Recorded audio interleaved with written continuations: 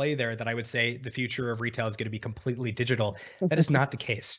The future of retail is going to be retail everywhere. It's going to be about consumer choice. And if you are a brand and you have a deep understanding and a deep empathy for your consumer, then you're going to understand how he or she wants to purchase. And that is what's most important. So one of the things that has changed about Shopify over the last couple of years is that yes, we are the leader in helping brands build online stores, but we also, through Shopify, enable brands to sell directly on places like TikTok and Instagram and Facebook and Houzz and Pinterest. We also connect to Amazon and Walmart and eBay so you can push products there. We believe that that is the most important thing that we can do to help these merchants, these entrepreneurs grow their businesses to find consumers in different places. And then it all feeds back into one centralized back office, sort of the retail operating system, you might say, which is Shopify. And that makes it a lot easier for a brand to very quickly develop new channels almost immediately when they sign up for Shopify. I mean, so much of what you've described seems like it's like a business would be crazy, right? Not to sign up with you, but which leads me to the question of sort of what's the catch? I mean, Mm. like, how does Shopify make money? And how does Shopify use what I presume is an awful lot of data Yeah. that it collects via the businesses that are on that it supports? Yeah. So to be clear, we are a platform. So the data that we collect is not our data; it belongs to the individual merchants. So what we do is we take that their own data and we make it so that they can make better decisions based on it. So, for example, if you're a merchant on Shopify and we see a disproportionate amount of your traffic is coming from Pinterest, let's just say, we may advise you or suggest that you activate the Pinterest channel for Shopify and start pushing products there. If we see that Instagram is converting really well as a source, we may encourage you to buy more ads on Instagram. So we don't actually use the data for our own benefit. We use the data entirely for that particular merchant's benefit. But I in mean terms of I mean, does Shopify benefit from the amount that each store sells using their platform? So that's how Shopify benefits. Shopify, it's $29 a month, plus there's a transaction fee. We are able to make money either directly on the payments, or Mhm. in the case of Shopify Plus, it's 25 basis points of GMV. So the nice part of the Shopify business model is that we are inherently on the same side of the table as the merchants. When the merchants do really well, Shopify gets to share in that upside. If they don't do well and they have a month where they're not selling anything per se, we make our $29 and that's it. The other part, though, that's really important to understand is I mentioned earlier that if you were to pretend for a moment that Shopify was a retailer, it would be the second largest retailer. Mhm. The reason I mention that is not because we're ever going to become a retailer ourselves, but it means that when we go to meet the shipping companies or the payment companies, or we go to meet capital partners, we are showing up there as the second largest retailer. And when we negotiate rates for our merchants, rather than keeping the economies of scale for ourselves, we're able to give it directly to those entrepreneurs, those businesses, which means they're able to compete. And that is the reason why a lot of the most popular brands right now that exist in Mhm. different categories, maybe it's Bombas for socks or Tommy John underwear or Kylie Cosmetics. They were able to grow at a pace that no brand, no retailer in the past was able to grow because they get economies of scale effectively on day one. And I think that leveling the playing field, coupled with the fact that consumer choice is now moving towards more of these independent Mm. brands and less to these marketplaces, is leading to a lot more commerce happening on Shopify and a lot less happening in department stores. Well, two things that you mentioned with the Kylie Cosmetics. I mean, what is Shopify doing? We sort of talked about this a little bit to the idea of, the celebrity marketer, the celebrity endorsement deal, and on the other end, those small entrepreneurs where perhaps it's a woman-owned business or a minority-owned business that is sort of having trouble getting its brand out there. I mean, how do those sort of extremes of the industry both benefit through Shopify? Yeah. So we've had a bird's eye view of a lot of the changes in sort of what I would call celebrity commerce. And one of the things that we're seeing is that if you look at the way that celebrities, or frankly anybody with any influence today, is building a business or Mhm. endorsing brands, it is so different than what it was even 10 years ago. 10, 20, 30 years ago, you saw a big celebrity get paid for talking about a particular product. So it may be, J Lo talking about some toothpaste per se, or Brad Pitt, in a sponsorship with Rolex. That is very different than what we're seeing today. When you look at Mm. Taylor Swift's store on Shopify, or you look at Kylie Cosmetics, or Jeffree Star, who's a YouTuber, or you look at the OVO store, which is Drake's brand, you see something totally different. Number one is they own 100% of their business. In the case of Kylie, she actually ended up selling 50% of it, but initially it was hers. She owned all the equity of it. And the reason that she was Mhm. able to own 100% of the equity was because she had distribution.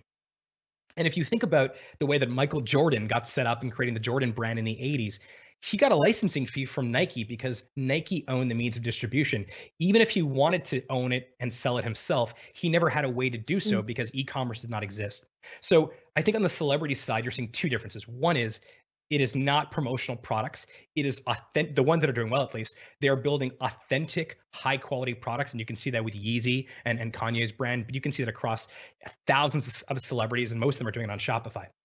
On the other side of the coin, which are people just getting started, one of the main issues or challenges that any new business has is an audience. Mhm. Maybe they have a great product.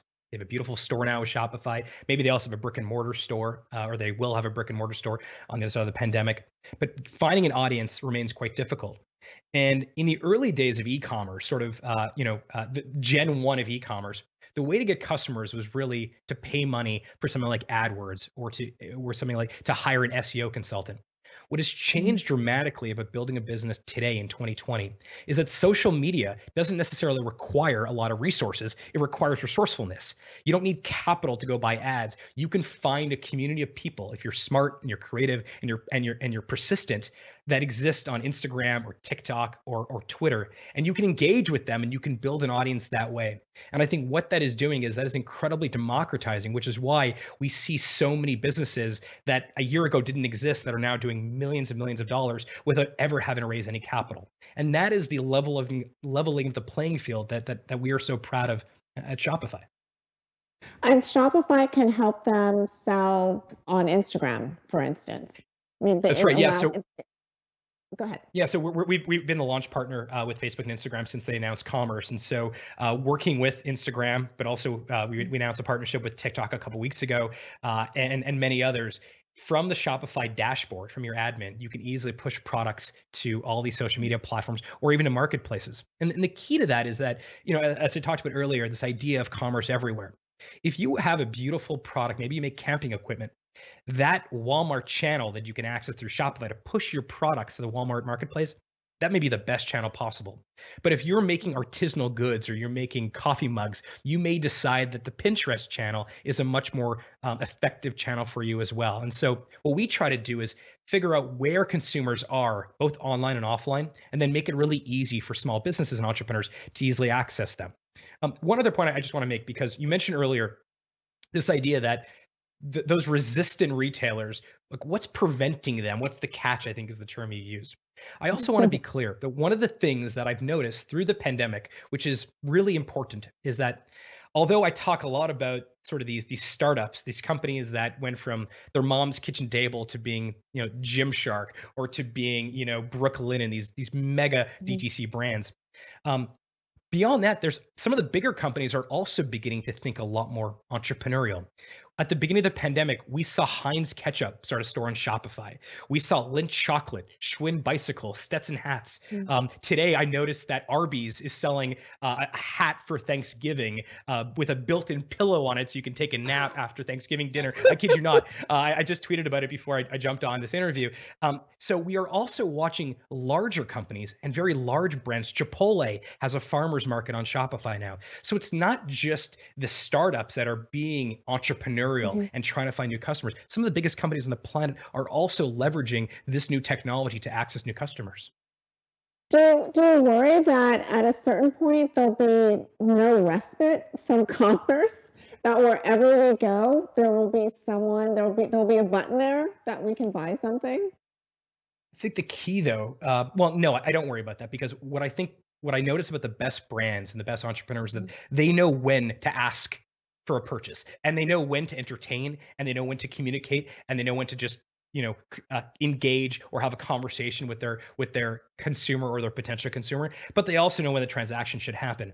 And if you look at so many of the best brands on Shopify, their content strategy is so rich. It is so interesting because they're not trying to sell you a product. They're selling you an idea, a story. And when the time is right, Mhm. that's when they engage you in a commerce transaction. But I think consumers are smart. And if you feel like you're constantly being bombarded with a request to purchase, you probably will not interact or engage or have much of a connection with that particular brand.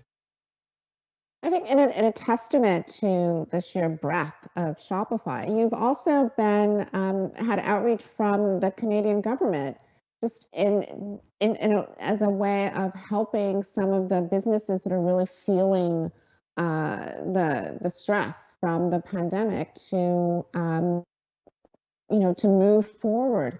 Can you talk a little bit about like what that means and what that entails? Yeah.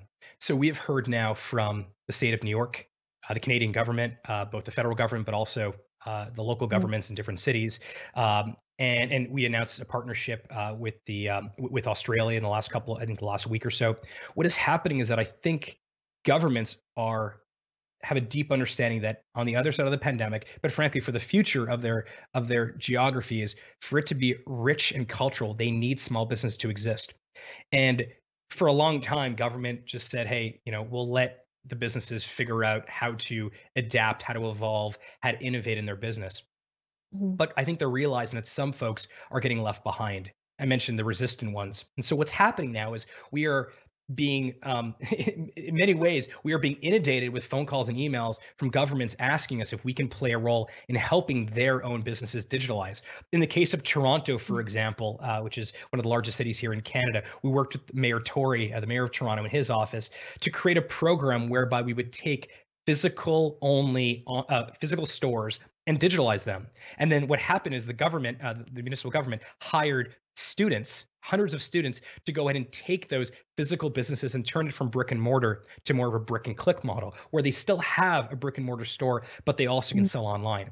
And immediately, what that does when you hit that launch button is now you have a completely different total addressable market. Now you can sell around the world, you can sell to places and people you've never been able to sell to. And so it's frankly, it's quite inspiring to see governments actually play a role in helping their local small businesses innovate and scale. And we're honored and quite grateful to be a part of that.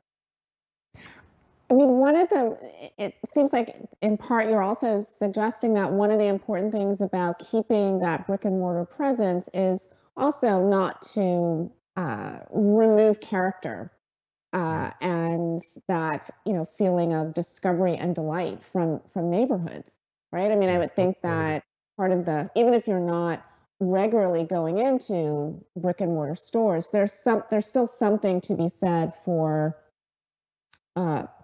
window browsing. That's right.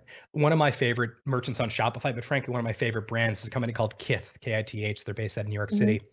And look, I'm a digital entrepreneur. I've been selling things online since I was a kid. One of my favorite experiences walking in to the Kith store in Soho and seeing the new product and talking to a knowledgeable sales staff and hearing great music and seeing great art on the wall and having this immersive experience. The key, though, I think, is that those innovative brands like Kith, they don't Mhm. view multi-channel as a strategy. They view the strategy as create a rich experience for consumers however they want to buy. So whether I'm buying off Kith on Instagram or I'm buying in their physical store in Soho or I'm buying on their online store or I'm buying their stuff at a place like Bergdorf because I also have a wholesale program, every touch point that I have with a brand like Kith is absolutely exceptional. And they realize that. And whether or not I buy in store or online or Instagram, they're agnostic to that. They want to have a great experience for their consumers. And I think the retailers that are struggling right now, they view strategy as omni-channel, but that's not the strategy. Omni-channel is the Mhm. tactic, and it's a great tactic. The strategy needs to be, as we move forward into the future of retail, sell wherever the audience is. And if this was 100 years ago, Shopify would help merchants and brands sell in the town square because that's where people were hanging out. If this was 10 years ago, we would have a partnership with MySpace, I suppose, because that's where people were hanging out. And so the idea is us things develop, whether it's online or offline, Mhm. we need to ensure that we give entrepreneurs, brands the tools to sell anywhere they have consumers or might have consumers. And that's why you see these major, insurgents become incumbents very, very quickly. And it's a wonderful thing to watch. And one of the things that you had mentioned earlier was also the emphasis on shopping with a purpose, being able to find those brands and those companies that are in alignment with your values. What does that do to the old-fashioned idea of doorbusters and getting people through the door simply because of a great value? Yeah. The two major shifts that we're seeing on Shopify across over a million stores, which you can almost say is a proxy for retail in general, just because of the scope, is that consumer preference have changed in two ways. The first way is that they are unequivocally choosing, whenever possible, to buy direct, so direct to consumer. And I know this idea of DTC or direct to consumer is almost a buzz term now. It almost seems like it's a fad, but that's not the case. Direct to consumer is the best retail business model for the most part, because it means the consumer buys directly from the folks that make the product.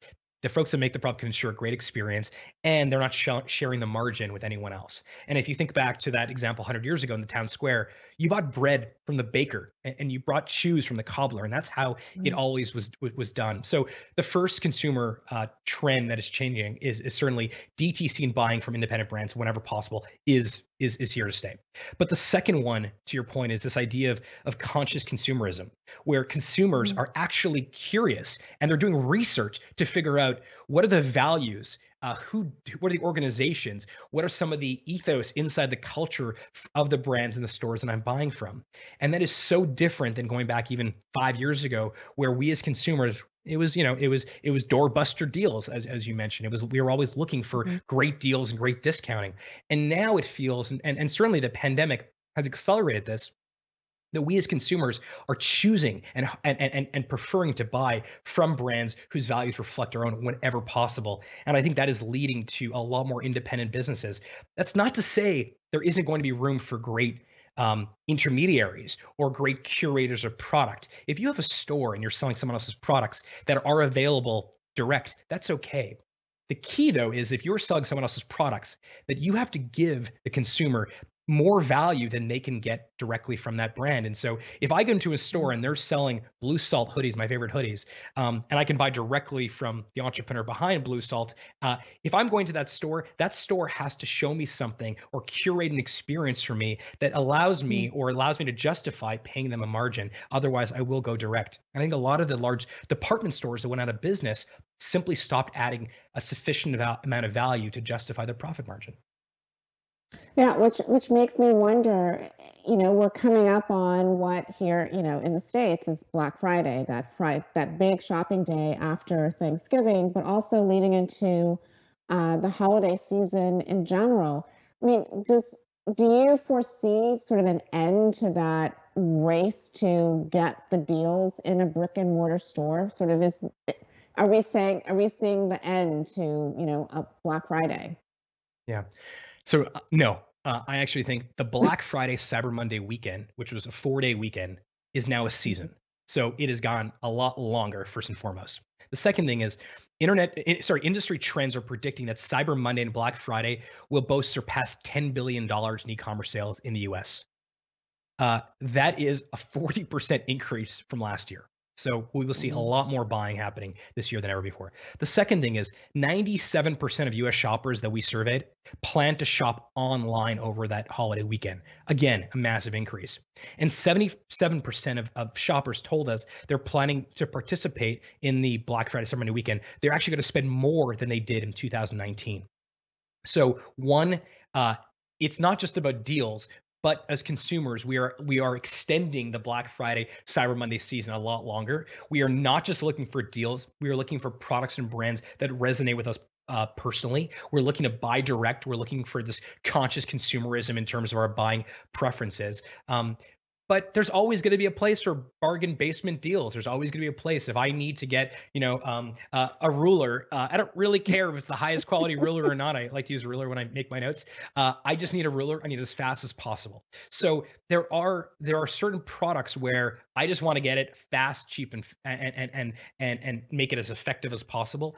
But for the stuff that is meaningful to me, the stuff that I actually want, as opposed to things that I need, I want to buy it from great brands and independent brands. You've told me so much about your personality by the sheer fact that you use a ruler to make your notes. So I appreciate that. Do you like me more or less now? I'm a I little bit like you nervous now. even Yeah. more. Oh, good. All right. Thanks, So Robin. I will let one of our viewers have the final question, which is from, let's see here. Yes, from Catherine Timko in Washington, D.C., actually.